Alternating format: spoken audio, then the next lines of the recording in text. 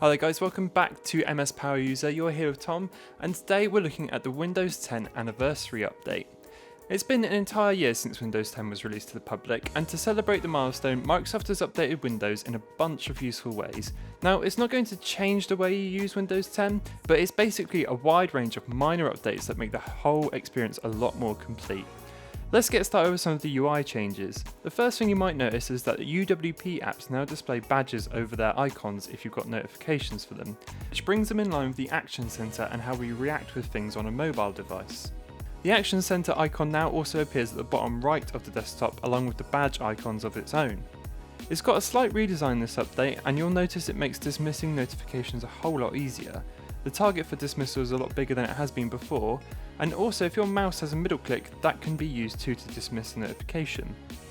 Moving over to the start menu, you'll also see some changes too. The first being that the app list is now merged with most used and recently added. Recently added now also shows 3 of your recent installs rather than just the 1 too. Tiles pinned to the start menu also take advantage of deep linking. For instance, if you click the news tile when a certain story is being displayed, you'll be taken right to the story when you click the tile. Moving over to the app additions now, and you'll notice one of the bigger changes in the anniversary update is the expansion of Windows Ink. To access this if you don't have it, simply right click the taskbar and click Show Windows Ink Workspace. Once you've done that, you've got full access to the improved Windows Ink. From here you can select any type of ink space you like. It's most likely going to be a lot more useful for people with a Surface or a touchscreen PC, but it does have its use on a standard PC as well. There is also the addition of a ruler, which acts exactly how you would expect it to. It's kind of clunky with a mouse, but if you have a touchscreen, you can articulate the ruler as you wish. There's been some other app additions and change-ups as well.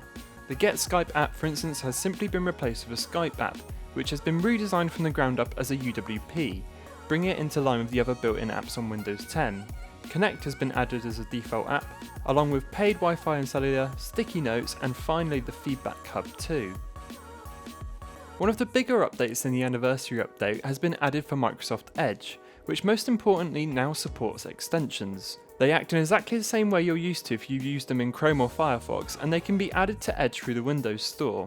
The store already has some extensions you might be familiar with. Adblock, Pocket, and Pinterest have already shown up amongst quite a few others. When you add an extension, Edge will let you know if you'd like to activate it or not through a pop-up window. Favorites has also seen a bit of a revamp in Edge as well. You can now add a folder to your Favorites bar by simply right-clicking the bar and adding a folder.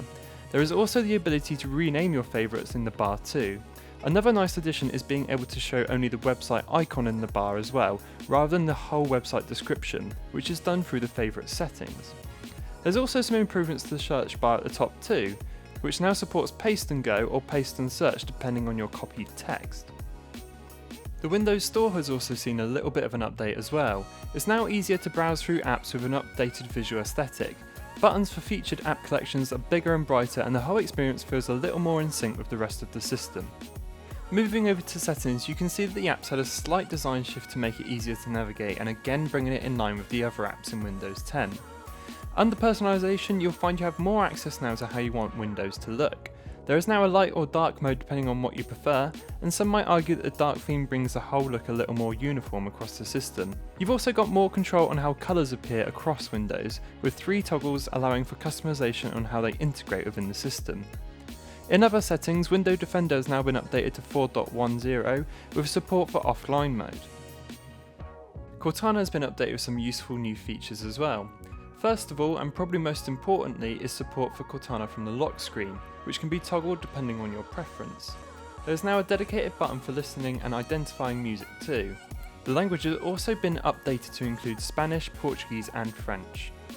Another exciting feature for the anniversary update, and my personal favourite, is notification syncing between your phone and Windows 10. This is achieved by installing Cortana on your device and enabling notification syncing between your device and your PC. You'll get a full range of notification sync settings which can be toggled on your device, so if you'd rather only have phone calls alert you on PC, then that's absolutely fine. You can also use your PC to respond to notifications such as text messages. This currently supports Android and Windows Phone, and unfortunately the Cortana app isn't available in the UK just yet. However, if you're in the UK and busting to try this neat feature out, you can just download the US Cortana APK for your device and give it a go. Another interesting addition for developers is the addition of Bash for Windows 10. While this might not be massively useful for most of us, the addition will certainly make developers for Linux happy, allowing them to make full use of it on a Windows device. Lastly, we're also getting the addition of Windows 10 apps on the Xbox One. It seems a good few years ago this was promised from Microsoft, but it seems it's finally coming to fruition. It does mean we might have to wait a little longer to see what apps are actually being released for it. However, it will be interesting to see what apps Microsoft has planned for the device and how they'll integrate and work within the Xbox system. So that about rounds off the anniversary update for Windows 10. There are obviously a bunch of other minor or small revisions in the update, but we've covered the main crop of them here. Do let us know what you think in the comments below, and be sure to check mspoweruser.com for more details and a full review of the update.